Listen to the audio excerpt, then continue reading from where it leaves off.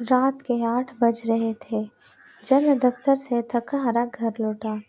گھر کی دہلیز پر قدم رکھتے ہی میرا استقبال ان چیختی چلاتی آوازوں سے کیا جو میرے اعصاب پر سوار ہو چکی تھیں۔ حال میں میری ماں صوفے پر بیٹھی تسبیح پڑھ رہی تھی، مگر ان کی زبان سے دعاؤں کی بجائے سائرہ کے خلاف زہر اگل رہا تھا۔ سائرہ باورچی خانے میں کھڑی خاموشی سے آنسو بہا رہی تھی۔ اس کا قصور صرف اتنا تھا کہ چائے میں بتی تھوڑی تیز ہو گئی تھی۔ ماں نے مجھے دیکھتے ہی شکایتوں کا دفتر کھول دیا۔ علی، دیکھ اپنی بیوی کو، اسے ایک کپ ڈھنگ کی چائے بنانی نہیں آتی۔ سارا دودھ ضائع کر دیا اور اوپر سے جواب دیتی ہے کہ دودھ والے نے دودھ پتلا دیا تھا۔ میں نے ایک نظر سائرہ پر ڈالی جس کا چہرہ آنسو سے بھیگ رہا تھا۔ اس وقت مجھے اس پر ترس نہیں آیا، بلکہ مجھے لگا کہ یہ روز کا شور میرے سکون میں خلل ڈال رہا ہے۔ میں نے اونچی آواز میں کہا، سائرہ، اگر امی کہہ رہی ہیں کہ چائے خراب ہے تو بحث کرنے کے بجائے دوسری بنا دو۔ کیوں صبح سے گھر کا سکون برباد کر رہی ہو؟ سائرہ کی آنکھوں میں وہ شکایت تھی جو میں دیکھنا نہیں چاہتا تھا۔ اس نے کچھ نہیں کہا اور دوبارہ کیٹل چولہے پر رکھ دی۔ اگلی صبح جب میں اٹھا تو حال سے پھر بہن سارہ کی چیخنے کی آواز آئی، بھائی، اسے دیکھیں ذرا، میں نے اسے اپنا جوڑا استری کرنے کو دیا تھا اور اس نے ابھی تک ہاتھ بھی نہیں لگایا۔ کہتی ہے ارسلان رو رہا تھا۔ ارسلان تو بس بہانہ ہے، سارا دن موبائل لے کر بیٹھی رہتی ہے۔ میں نے سائرہ کو گھور کر دیکھا اور کہا، تم سارا دن کرتی کیا ہو؟ ایک جوڑا استری نہیں ہو سکا تم سے؟ سائرہ نے لرزتی آواز میں کہا، علی، ارسلان کو بخار تھا، وہ رات بھر نہیں سویا تھا، میں ابھی کر دیتی ہوں۔ مگر میری بہن نے بات کاٹ دی، رہنے دو، اب آپ کی تو عادت بن گئی ہے ہر کام میں دیر کرنا۔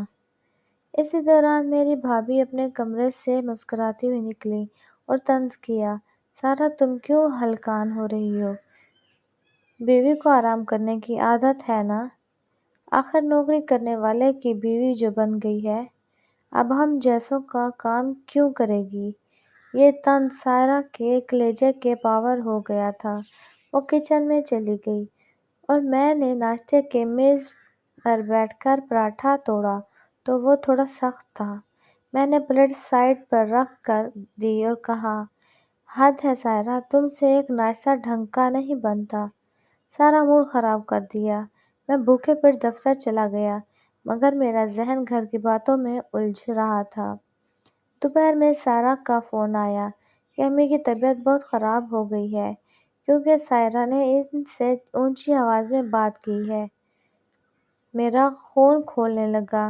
شام کو جب میں گھر پہنچا تو امی بیڈ پر لیٹی تھی اور سارہ ان کے سر پر بیٹھی رکھی تھی۔ مجھے دیکھتے ہی امی رونے لگی، بیٹا، اس لڑکی کو آج اس گھر سے چھوڑ آؤ، یہ مجھے مار ڈالے گی۔ اس نے آج مجھ سے کہا کہ میں آپ کی غلام نہیں ہوں۔ سائرہ دوسرے کونے میں کھڑی یہ سب سن رہی تھی۔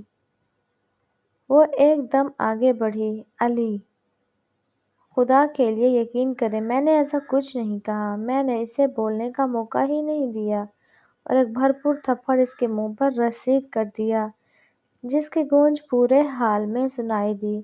خبردار جو میری ماں کے سامنے زبان چلائی، تمہیں شرم نہیں آتی جھوٹ بولتے ہوئے؟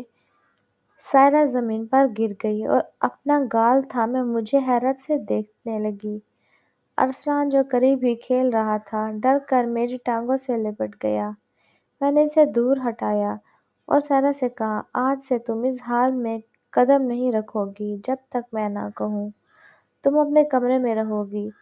سائرہ سسکیاں بھرتی ہوئی کمرے میں چلی گئی اور پیچھے سے بھابھی اور سارہ کی معنی خیز مسکراہٹیں میرے غصے کو ہوا دے رہی تھیں۔ اگلے دن اتوار تھا۔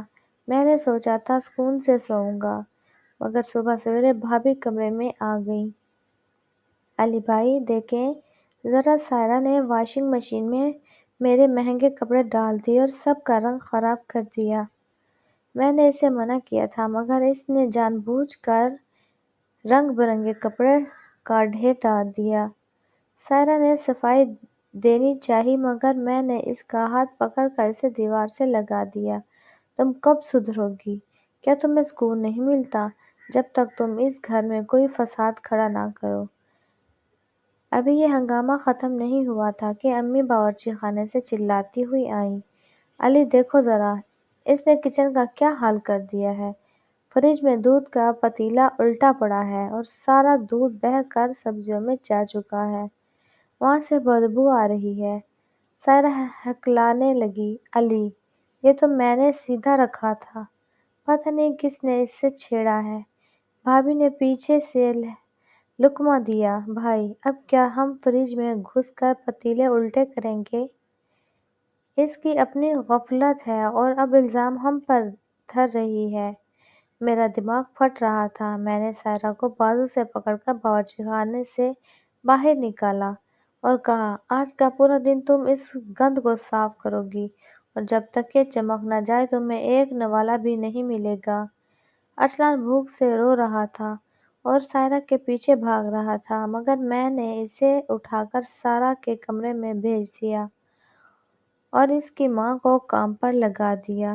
سارا دن سائرہ کچن رگڑتی رہی۔ اس کے ہاتھوں کی انگلیاں سرف کی وجہ سے سفید پڑ چکی تھیں۔ اگلے دن دوپہر میں سائرہ کی کال آئی۔ وہ دھاڑے مار کر رو رہی تھی، علی مجھے آج ہی اس گھر سے نکال دو یا اپنی اس بدتمیز بیوی کو لگام دو۔ اس نے آج مجھے تھپڑ مارا اور طعنہ دیا کہ میں اس گھر پر بوجھ ہوں۔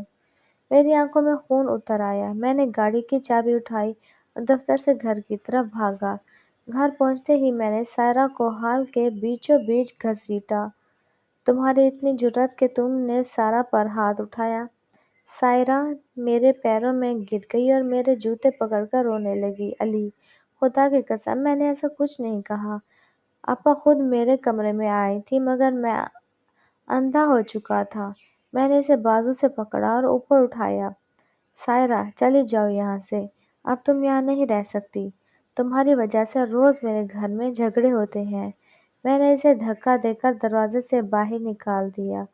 وہ ارسلان کے لیے چلاتی رہی مگر میں نے دروازہ اس کے منہ پر بند کر دیا۔ سارہ کے جانے کے بعد پہلے 2 دن تو گھر میں ایک عجیب سی خاموشی اور سکون کا احساس رہا، جیسے کوئی بہت بڑا بوجھ سر سے اتر گیا ہو۔ امی اور سارہ حال میں اطمینان سے بیٹھی چائے پی رہی تھی اور بھابی ارسلان کو گود میں لیے اسے بہلا رہی تھی۔ مجھے لگا کہ اب واقعی زندگی پرسکون گزرے گی مگر تیسرے دن کی صبح جب میری آنکھ کھلی تو کمرے میں جس اور گھٹن کا راج تھا۔ سائرہ ہوتی تھی تو فجر کے وقت ہی گھڑیاں کھول دیتی تھی اور پورا کمرہ کسی بہری سی